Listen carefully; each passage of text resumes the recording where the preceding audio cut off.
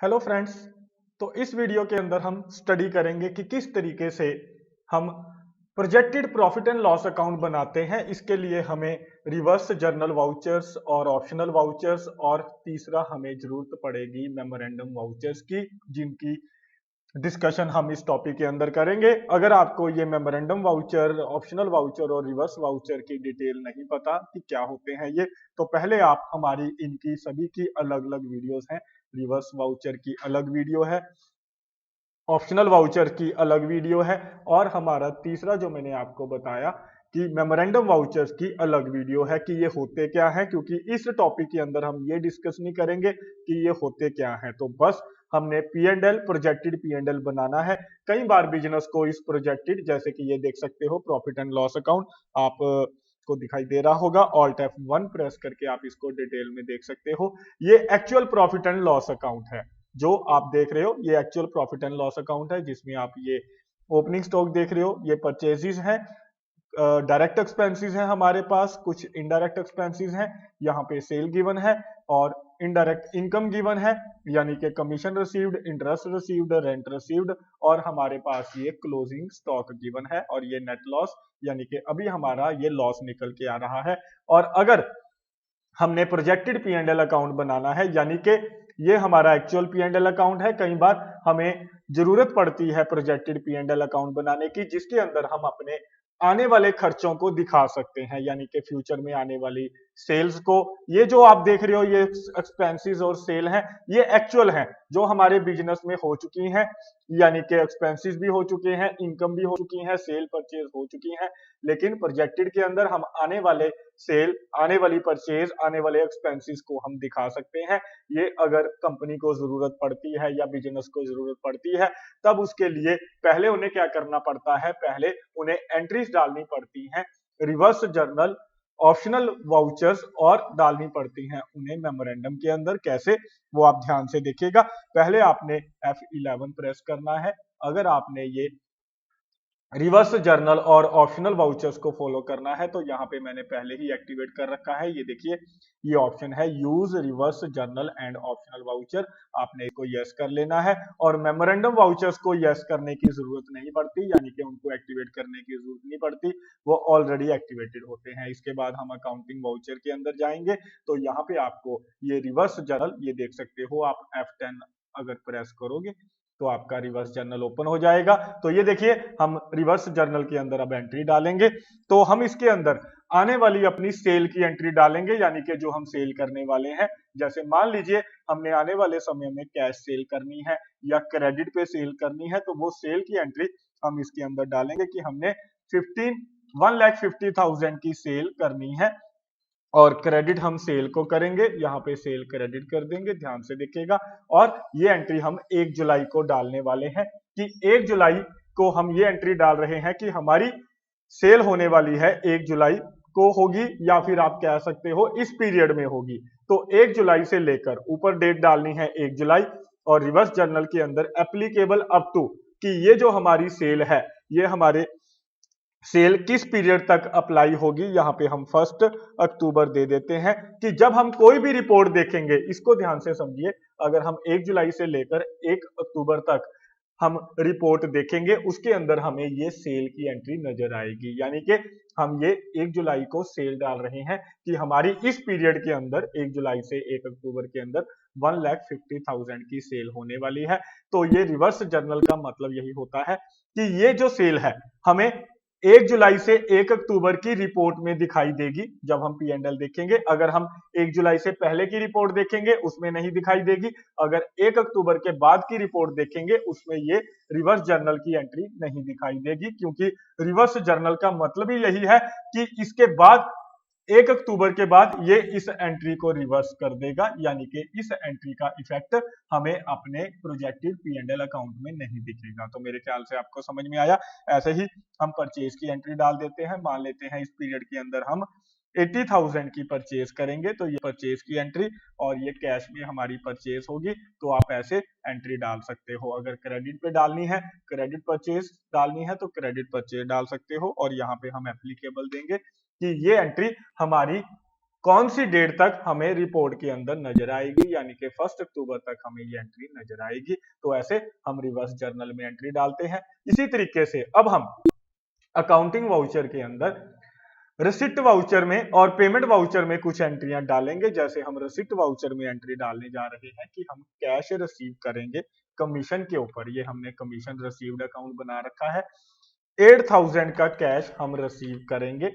ये हमें कंफर्म्ड है कि 10 जुलाई या 15 जुलाई तक, 20 जुलाई तक ये कैश हमारे पास आ जाएगा।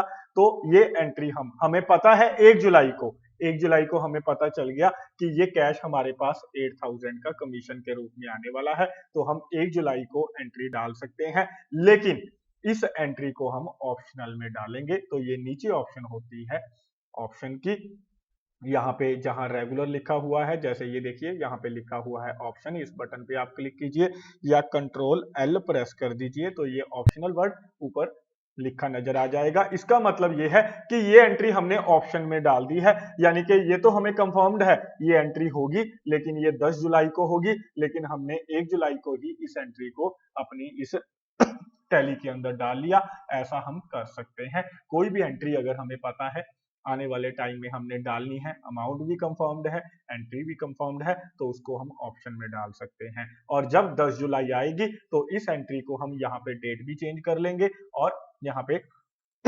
ऑप्शन की जगह इसको हम रेगुलर कर देंगे। तो ये एंट्री हमारे अकाउंट्स को इफेक्ट करेगी। और एक बात याद रखनी है कि जब तक एंट्री ऑप्शनल में है तब तक उसका इफेक्ट आपकी अकाउंट बुक्स में नहीं पड़ेगा। अगर आप डिटेल में इस ऑप्शनल की कहानी को जानना चाहते हैं तो हमारी ऑप्शनल की वीडियो है अलग से, उसको आप देख सकते हो। तो ये हमने एंट्री को ऑप्शनल में डाल दिया, ये हमारे अकाउंट्स को इफेक्ट नहीं करेगी। लेकिन हमें पता है, जब बिजनेस को पता होता है कि हमने कोई रिसिप्ट करनी है या कोई पेमेंट करनी है, लेकिन अभी थोड़ा कंफर्म्ड नहीं है कब करनी है या कब तक इसकी पेमेंट होगी, या मैनेजमेंट जो हमारी मैनेजमेंट होती है या बिजनेसमैन है उसने अभी तक ये कंफर्म नहीं किया, लेकिन हम एंट्री डाल के रख लेते हैं। तो ऐसे ही हमने रेंट रिसीव करना है, उसकी एंट्री डाल लेते हैं कि हमने रेंट रिसीव करना है 5000 का, और ये हमें डेट कंफर्म नहीं है, इसको भी हम ऑप्शनल वाउचर में डाल देते हैं। तो ऐसे आप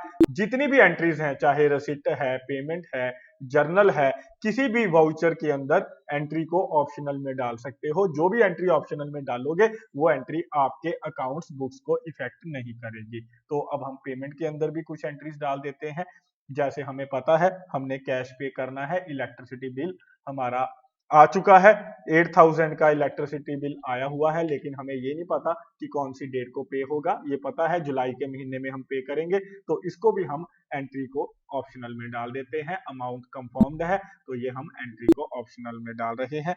ऐसे ही हमने कैश पे करना है, सैलरी पे करनी है एम्प्लॉइज की, 2000 की सैलरी हम एम्प्लॉइज की पे करेंगे, इसको भी हम ऑप्शनल में डाल रहे हैं कि कब पे करेंगे अभी तक कंफर्म नहीं है। और ऐसे ही हम कैश पे फिर करने वाले हैं, इंटरेस्ट पेड, यानी कि 3000 का हमने इंटरेस्ट पे करना है, ये भी हम ऑप्शनल में डाल देते हैं। तो इस तरीके से हम ये रिसिप्ट में, पेमेंट में, जर्नल में, ऑप्शनल वाउचर में एंट्रीज डाल सकते हैं। और लास्ट इंपॉर्टेंट बात जो हम एक नए वाउचर की और बात करने वाले हैं वो है मेमोरेंडम वाउचर।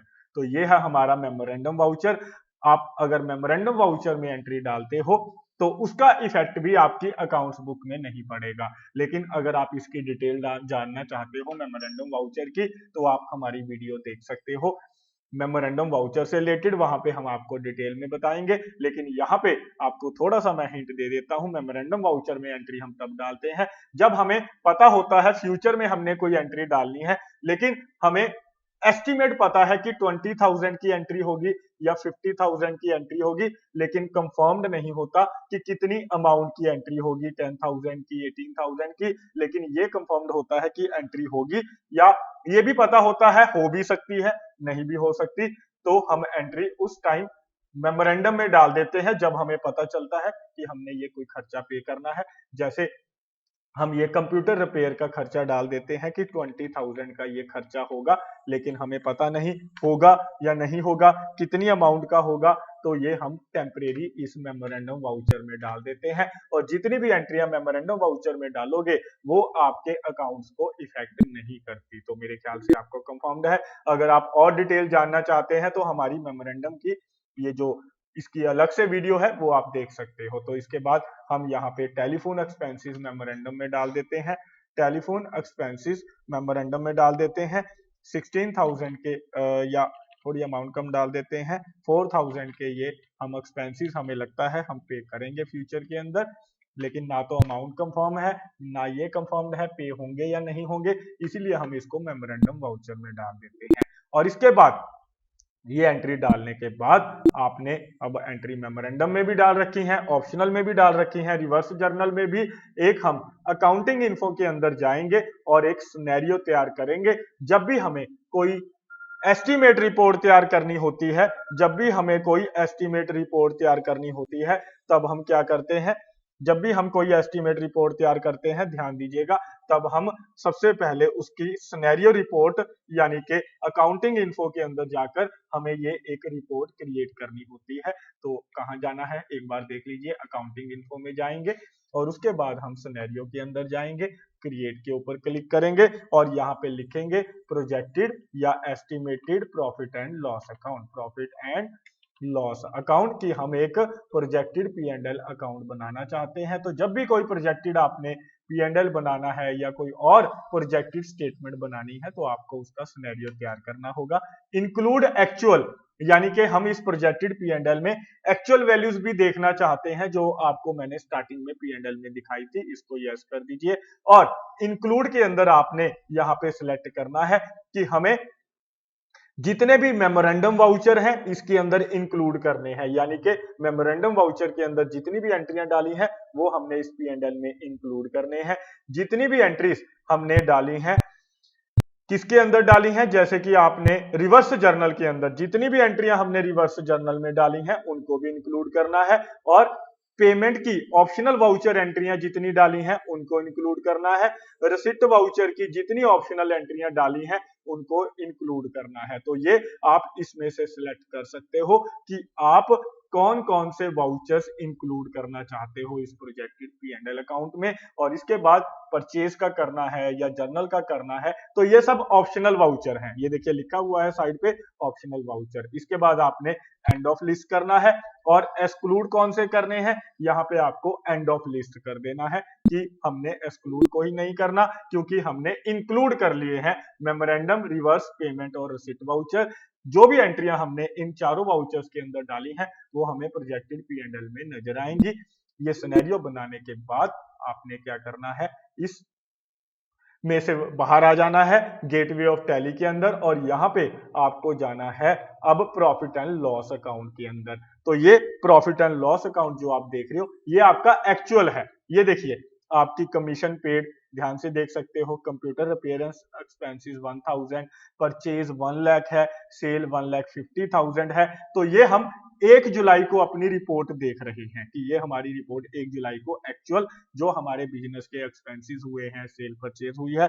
अगर आप एस्टिमेटेड साथ में देखना चाहते हो तो आपने अपने कीबोर्ड से या तो ऑल्ट सी प्रेस करना है या ये बटन है न्यू कॉलम, इस बटन पे आपने क्लिक करना है न्यू कॉलम के ऊपर। और इसके बाद आपने ये यहाँ पे ये डेट पूछेगा कि कौन से पीरियड की आपको रिपोर्ट देखनी है। मुझे 1 अप्रैल से लेके 1 जुलाई तक या अगस्त तक या आप 1 अक्टूबर तक रिपोर्ट देख सकते हो। तो हम यहाँ पे 1 जुलाई दे देते हैं और यहाँ पे करेंसी सिलेक्ट करेंगे, इंडियन करेंसी के अंदर देखनी है। और यहाँ पे मेन इंपॉर्टेंट पॉइंट यहाँ सिलेक्ट करेंगे कि हमने projected profit and loss account का सिनेरियो देखना है। तो आपने projected profit and loss account select करना है और उसके बाद ये पूछेगा कि आप प्रोजेक्टेड और एक्चुअल में डिफरेंस देखना चाहते हैं, दोनों में फर्क क्या है। तो आप शो वेरिएंस के अंदर यस कर दीजिए, अदरवाइज आप इसको नो रखिए। तो ये देख सकते हो आप, ये आपको एक्चुअल प्रॉफिट एंड लॉस देख रहे हो आप, ये एक्चुअल सेल है। और ये राइट तरफ जो आप देख रहे हो ये ऊपर लिखा भी हुआ है projected profit and loss 3 lakh की सेल हमें दिखा रहा है। और ऐसे ही ये हमें परचेज एक्चुअल में 1 लाख और हमने प्रोजेक्टेड में 80,000 डाली थी और टोटल हो गई हमारी 1,80,000। ऐसे ही ये डायरेक्ट एक्सपेंसेस और ये वेजेस दोनों के हमें नजर आ रहे हैं। नीचे देखिए कमीशन रिसीव्ड 5,000 एक्चुअल में है, लेकिन प्रोजेक्टेड में हमें 13,000 दिखा रहा है क्योंकि हमने ये ऑप्शनल वाउचर में एंट्री डाली थी। इंटरेस्ट रिसीव्ड एक्चुअल और ये प्रोजेक्टेड। ऐसे आप रेंट रिसीव्ड देख सकते हो और आप एक्सपेंसेस देख सकते हो एक्चुअल में और प्रोजेक्टेड में। कंप्यूटर रिपेयर एक्सपेंसेस 1,000 एक्चुअल में है और 20,000 हमने प्रोजेक्टेड में डाले थे, तो टोटल हो गए 21,000। और ये प्रोजेक्टेड में पहले मैंने डेप्रिसिएशन डाल रखी है, ये जो आप देख सकते हो। और उसके बाद ये इलेक्ट्रिसिटी एक्सपेंसेस 15,000, प्रोजेक्टेड में 23,000। ऐसे आप देख सकते हो एक्चुअल लॉस आ रहा है 27,000 का और प्रोजेक्टेड लॉस आ रहा है 73,000 का। यानी कि एक्चुअल के अंदर आपने जितनी भी एंट्रियां ऑप्शनल वाउचर में डाली हैं, मेमोरेंडम में डाली हैं, रिवर्स जर्नल में डाली हैं, वो नजर नहीं आती, लेकिन प्रोजेक्टेड के अंदर नजर आएंगी। तो जितनी भी एंट्रियां आपने ऑप्शनल वाउचर, रिवर्स जर्नल और डाली हैं आपने, जो थर्ड मैंने आपको बताया मेमोरेंडम वाउचर में, वो आपको प्रोजेक्ट में नजर आएंगी। और ये प्रोजेक्टेड बैलेंस शीट सॉरी बेटा P and L account, sorry students friends, projected P and L account जो भी ये हमने बनाया है, ये हम अपने बिजनेस के अंदर किसी भी पर्पस के लिए यूज कर सकते हैं। अगर हमने कोई बैंक लोन लेना है तो उनको दिखा सकते हैं कि हमारा projected P and L account कैसा है, कि हमें कितना प्रॉफिट होने वाला है आने वाले टाइम में, सेल कितनी होगी, परचेज कितनी होगी, कौन कौन से एक्सपेंसेस होंगे, तो हम प्रोजेक्टेड बैलेंस शीट में वो projected P and L account में वो शो कर सकते हैं। तो मेरे ख्याल से आप सभी स्टूडेंट को ये प्रोजेक्टेड पी एंड एल का कॉन्सेप्ट क्लियर है।